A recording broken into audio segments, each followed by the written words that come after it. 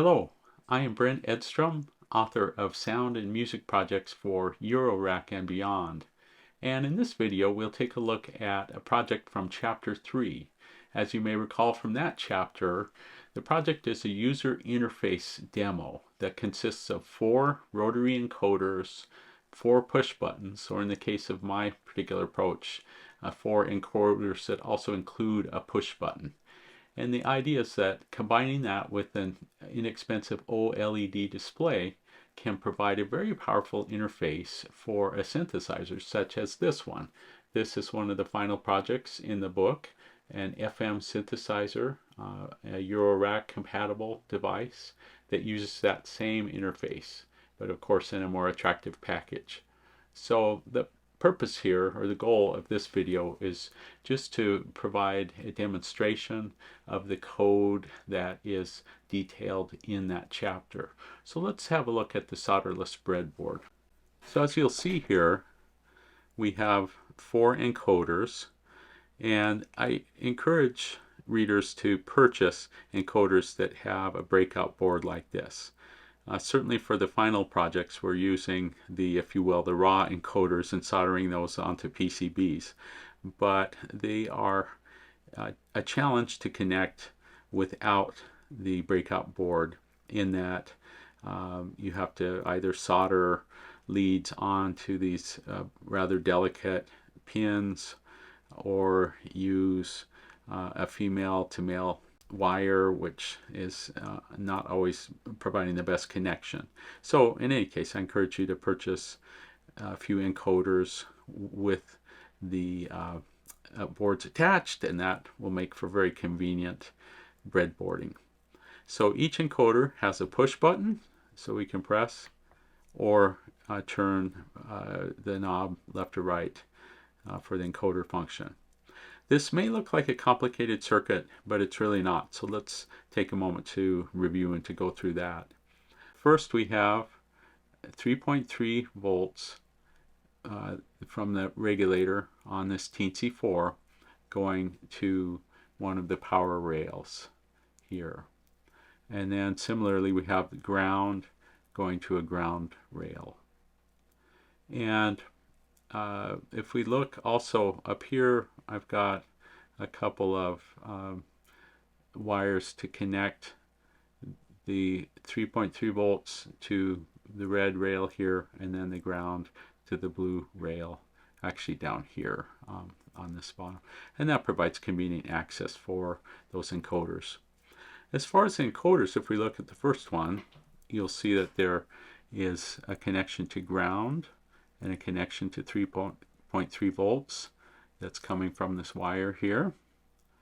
And then there are connections, one each for the push button and for the 2 sides, if you will, of the encoder. And so that's mimicked on all the others. You have the power and ground, you've got a button, and the 2 sides of the encoder. So quite a few wires, but in a way a simple connection. And then finally, with the OLED display, we have the 3.3 volts, the ground connection, and then our connection to the microcontroller. With those, that provides us everything we need to get this program up and running. So to start, let me just demonstrate a little bit how this works. And the idea is that for a full-fledged application, it wouldn't have generic terms like mode 1 and mode 2, but perhaps that would be envelope page or an oscillator page or things of that sort. And as I outline in the book, it's really not a lot of code to get a fairly robust interface, especially using some references and pointers that allow the code to be a little more lean and easier to follow and to also to alter. So let's just demo. If I press this button, we go to mode 2, mode 3, and mode 4. Let's go back to mode 1. Then you'll see we can adjust values on each of those, and you notice this is going by 0.01 at a time. And just to demonstrate how a more full-fledged application might work, if we go to mode 2, we could adjust these values, and notice this is going up by 0.1 and similar. Not that all of the entry points need to be the same, but just as a simple demonstration. And finally, for mode 4, you can see that's going up by 10 and so on. And so once again, notice how each screen is maintaining that data. Let's take a brief look at the code, and I won't rehash all the code from the book, but we'll take a brief look, 20,000 foot view, if you will. First, we use the include directive to include the encoder class and the bounce class that I detail in the book. One thing that may be necessary is to open up the library option and be sure to install, there we go, through that option install the Adafruit GFX and the Adafruit SSD 1306. And if you just were to search for example GFX, you'll find that library comes up. I've already installed it, of course, but that would be the way to add that library to your computer, and from then on all that's required is to use the include directive.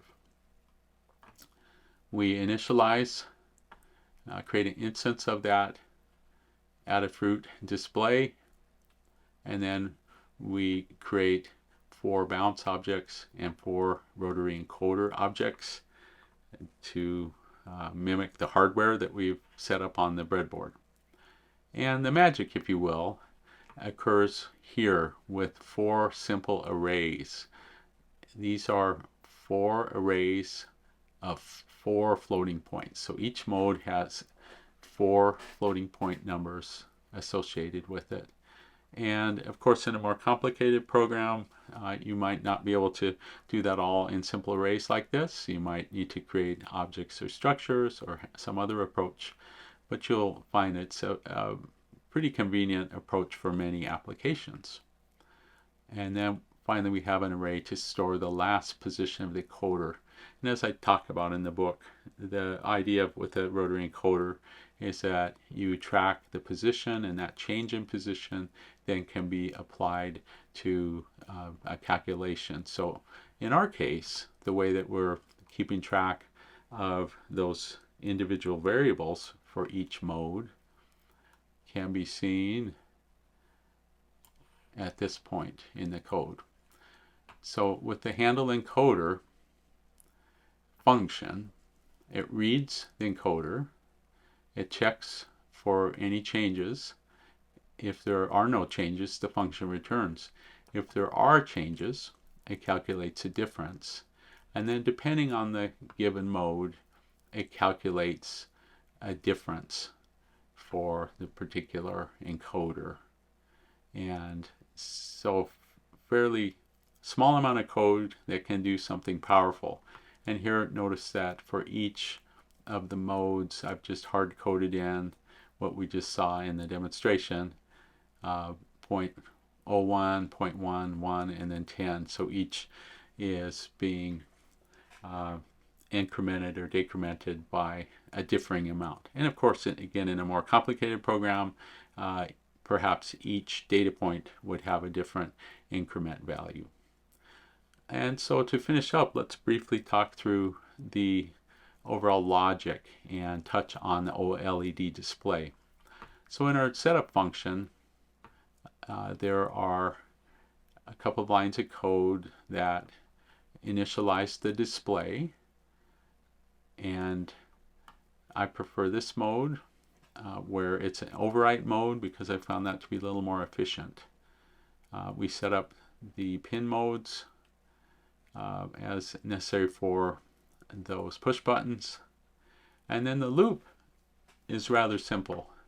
It calls a function called track buttons that just tracks the status of those buttons and changes modes as necessary, and then a similar function that tracks the encoders. But the main thing I wanted to point your attention to is the use of a Boolean global variable, update display. So if we go up here, we should see that. Here it is. Initialized as true. And when that Boolean variable is true, the loop knows to redraw the display. So redrawing is a fairly expensive in terms of time on the microcontroller, so avoiding extraneous redraws is really important, and that's one approach to that. Perhaps a more elegant solution would be to pack that logic into a easy to use class, but I felt like this would be a more straightforward approach, and one that will lend itself to exploration by you, the reader. So in any case, as the loop loops, it's checking that value continuously. And then as the various tracking functions do their thing, they will set that value to true as needed to indicate that the display should be redrawn. So finally, let's take a look at the drawing code just briefly. There are two convenience functions that take a string, so some text, a value as a floating point, and then a position, x and y, and that enables, with a simple line of code, a specific formatting that I wanted for this. And so looking at the OLED display, this is the code that makes it easy to write in that format, where we send a label and a value and a position for those. The redraw display is really the heart of the OLED drawing, and again, that's called whenever that function, or that variable rather, is assigned the value of true, meaning that we need to update the display. So we start by clearing the display, then we print the mode at the top of that screen, and then we set the cursor, and then print the number that's representing that mode. And again, in a more complicated application, perhaps you'd be using text and not just a simple number to represent the mode. Then it calls another subfunction to draw all of the encoder values, and then finally tells the display to update, and we set that value update display to false, since we've just completed drawing the screen by that point.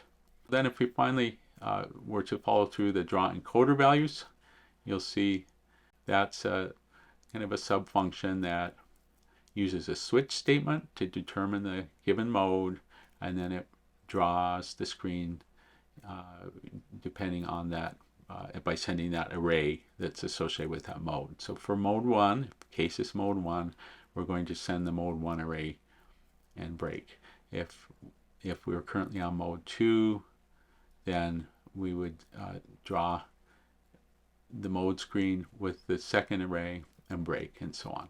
And then finally, you'll see, because of the convenience functions, how easy it is to draw each of the modes here.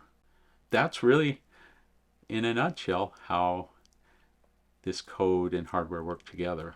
So if you're new to programming, I encourage you to just download the source code and hook up the encoders and the OLED display as described in the chapter, and start by experimenting. So for example, maybe you would want to alter the way that the code draws to the screen, or perhaps have a different name for the modes. Instead of mode 1 and 2, maybe use something like page 1 and page 2. And getting that hands-on work with the code and with the hardware, I think you'll find that exploration will start to really foster an understanding of the underlying source code. The source code is a little tricky in that we do use some references and pointers, but it's still using primarily very simple concepts, such as assigning variables, using an enumeration, which is just kind of a fancy name for naming values, and using strings and so on. and you'll see in the logic of the code that if you follow that through one step at a time, you'll see the underlying logic is rather simple. So I hope you have fun with this project, and again, as by way of encouragement, this will lead to an ability to make a user interface like this one from the final chapters of the book. Thank you.